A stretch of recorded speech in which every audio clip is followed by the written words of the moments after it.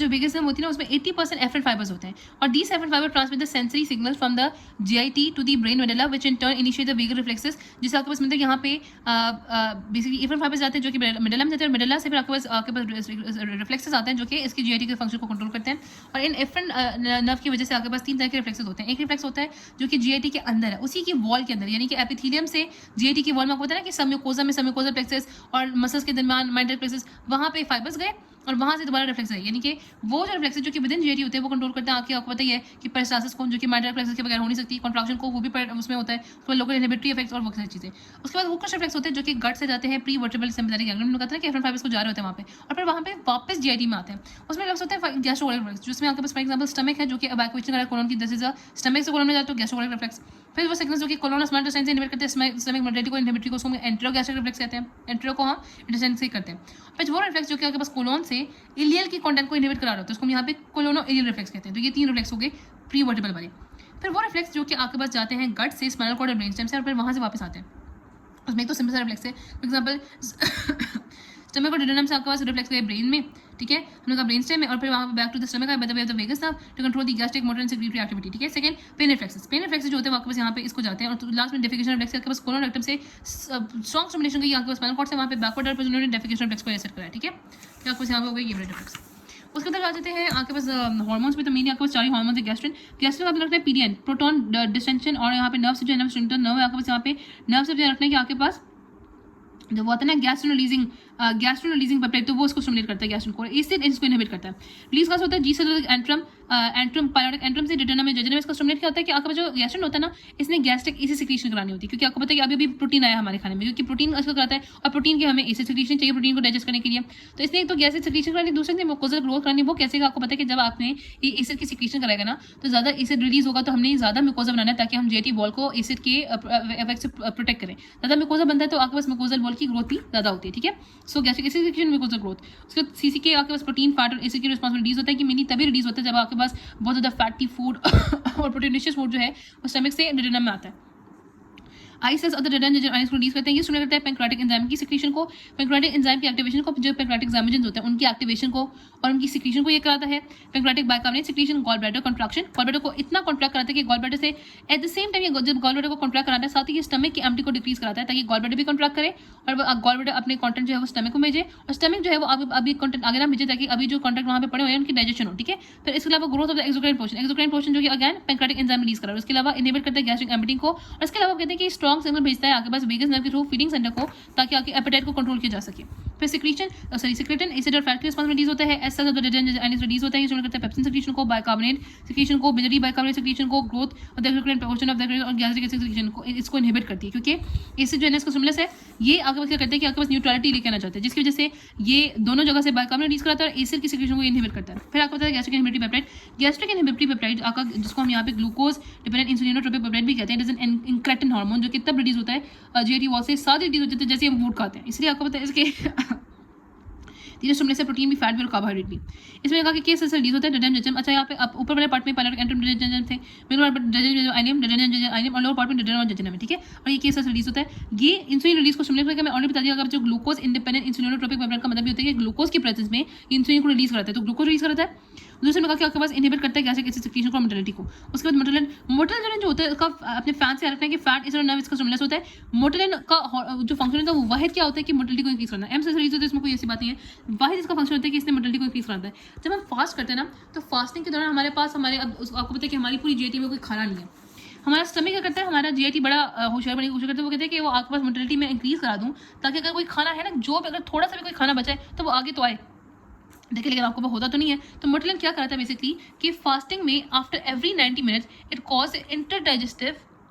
मायोटेरिक myoelectric complexes, it cause interdigestive myoelectric complexes जो कि एक वेव होती है ऑफ द मूवमेंट, ठीक है, through the GIT motility of GIT intestine, ठीक है। तो उसको हम यहाँ पे क्या कहते हैं after every 90 minutes in fasting उसको हम इंटरडाइजेस्टिव मायोइलेक्ट्रिक कॉम्प्लेक्सेस कहते हैं। जब हम रोज़ा खोल के जब खाना खा लेते हैं तो उसके बाद किस तरह से ये सब खत्म हो जाता है इसका गाइडन को कुछ नहीं पता, ठीक है। उसके बाद हम आ जाते हैं आपके पास मूवमेंट में, तो सबसे इंपॉर्टेंट होती है propulsive movement, very very important.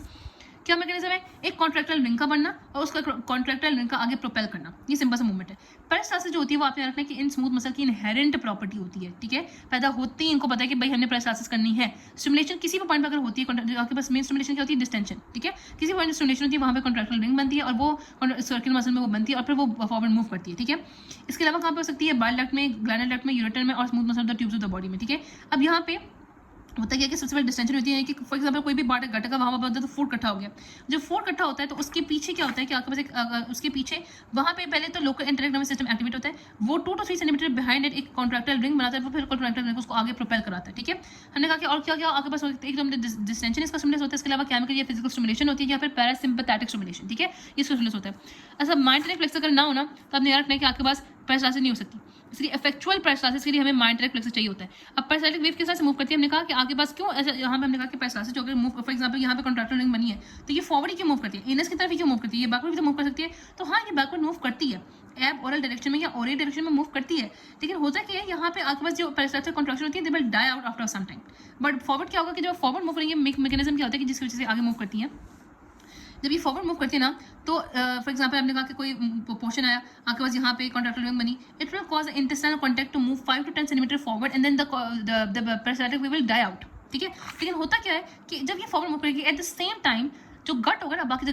Gut relaxes several centimetre down stream towards the anus.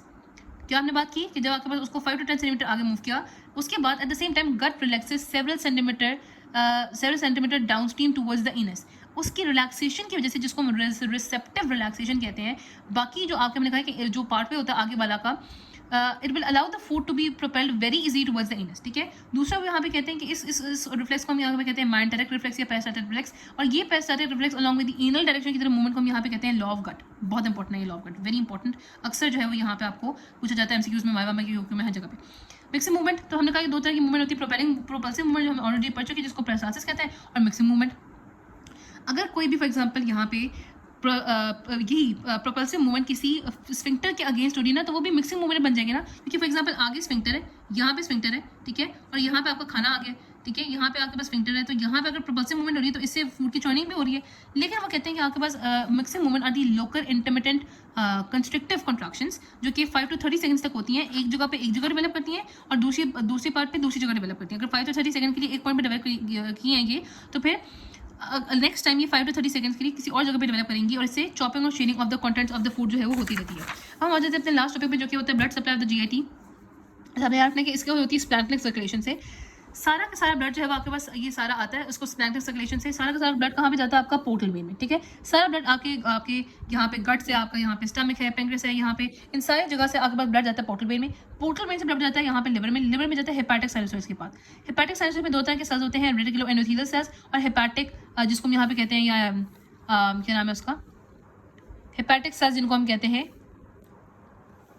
Principal parenchyma sales, ठीक है। इसमें जो आपके पास रेटिकुलो एंडोथेलियल सेल्स होते हैं वो अगर कोई भी बैक्टीरिया हो, पार्टिकुलेट मैटर होता है उसको रिमूव कर देते हैं ताकि आपके पास हार्मफुल फ्री सब्सटेंस जो आपके पास ब्लड है वो आगे पूरी बॉडी में, क्योंकि उसके बाद इसने आगे हेपाटिक वेन से जाना है इन्फीरियर वेना केवा में, और इन्फीरियर वेना केवा में इसको पूरी बॉडी में सेपरेट करना है। और आपके जो यहाँ पे ये सेल्स होते हैं ना, ये जो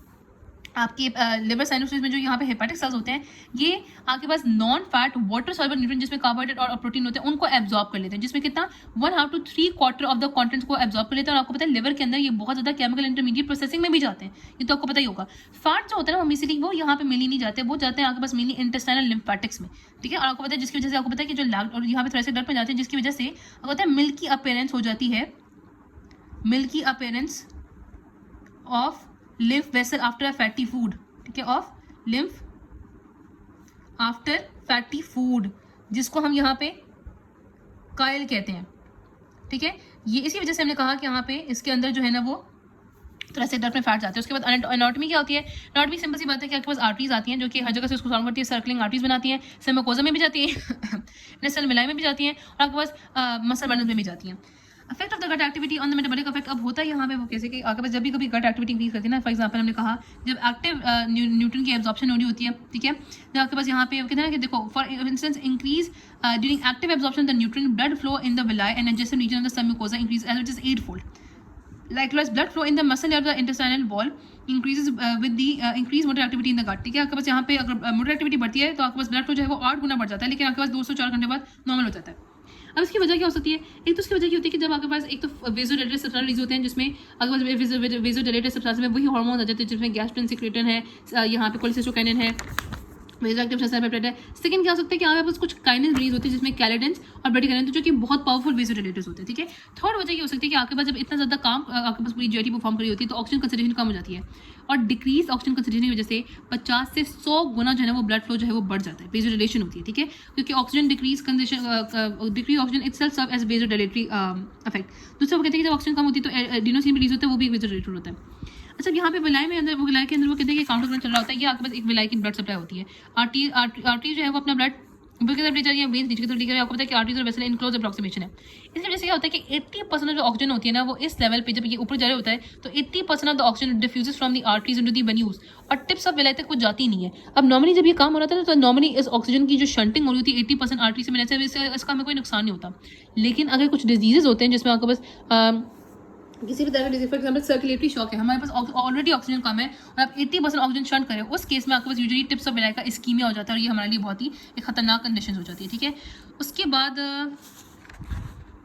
हाँ जी, नर्वस कंट्रोल, तो stimulation of the parasympathetic nerve going to the stomach and the lower colon में increase the local blood flow. यहाँ पे आपको होता है कि पैरासिम्पैथेटिक स्टिमुलेशन जो होती है वो वेसोडाइलेशन कराती है, और वेसोडाइलेशन भी वो क्यों कराती है, उसका कोई ऐसा वजह नहीं होता, क्योंकि वो ग्लैंडुलर एक्टिविटी इंक्रीज कराती है, ग्लैंडुलर एक्टिविटी इंक्रीज करने से आपके पास वो बढ़ जाती है। और जो सिम्पैथेटिक स्टिमुलेशन होती है ना वो आपके पास ओवरऑल पूरी बॉडी में वेसो कंस्ट्रिक्शन कराती है। लेकिन यहाँ पे एक बहुत इंपॉर्टेंट बात लिखी हुई है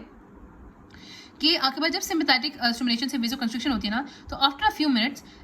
आपके पास होता क्या है कि वेसो कंस्ट्रिक्शन की वजह से जो ब्लड फ्लो कम हुआ था उसी इस्कीमिया की वजह से आपके पास वेसो डायलेटरी मैकेनिज्म्स होते हैं which will override the vaso constriction, ठीक है। सो क्या लिखा हुआ है, the flow often returns nearly to the normal. क्यों? क्योंकि local metabolic vaso dilatory mechanism that are elicited by the ischaemia override the sympathetic vaso constriction, इसको हम यहाँ पे कहते हैं ऑटो रेगुलेटरी एस्केप, जो कि नॉर्मली हो रहा होता है। फिर उसके बाद यहाँ पे वो कहते हैं कि आगे बाद इंपॉर्टेंस क्या होता है नर्वस। अब आपको ये पता है कि सिम्पैथेटिक स्टिमुलेशन में हमारी जीआईटी को ब्लड जो है वो वैसे ही कम होता है, कंस्ट्रिक्शन होनी है तो उसमें कम होता है। क्यों? क्योंकि फाइट और फ्लाइट की कंडीशन में हमने अपना फूड डाइजेस्ट नहीं करना, हमने अपने हार्ट को अपने हार्ट बीट को तेज रखना है ताकि आगे बस ब्लड पूरी बॉडी में जाए, अपने मसल्स को जो है वो आपने ब्लड देना होता है, जिसकी वजह से वेसो कंस्ट्रिक्शन हो जाती है जीआईटी में, और आपके हार्ट में और आपके मसल्स में क्या होता है कि आपके पास ब्लड जाता है, ठीक है। तो आपको पता है कि हैवी एक्सरसाइज के दौरान भी होता है कि ड्यूरिंग हैवी एक्सरसाइज के दौरान यहाँ पे सर्कुलेटरी शॉक होता है, तो आपको पता है कि जो ब्लड होता है ना वो आपकी जीआईटी से डाइवर्ट होता है बाकी ऑर्गन में जिसको हमें चाहिए। जीआईटी को हमें इतना, फॉर एग्जाम्पल हमें देखो जब आपके पास आपको पता है ना सिम्पैथेटिक स्टिमुलेशन में हमें जीआईटी में ब्लड नहीं चाहिए, आपके पास बाकी ऑर्गन जैसे हार्ट उसमें ब्लड चाहिए। इसके अलावा यहाँ पे जो आपके पास मेजर वेन्स होती हैं इंटेस्टाइनल मेसेंटेरिक वेन, उसकी भी सिम्पैथेटिक स्टिमुलेशन से उनकी कंस्ट्रिक्शन होती है ताकि जो उनमें ब्लड है वो आगे से डाइवर्ट हो जाए, और कितना ब्लड आपके पास almost 200 to 400 millilitre extra blood जो होता है ना यहाँ पे इस सर्कुलेशन से आपको यहाँ पे स्प्लैंक्टन सर्कुलेशन से जनरल सर्कुलेशन में जा सकता है through the intestinal mesenteric when contraction.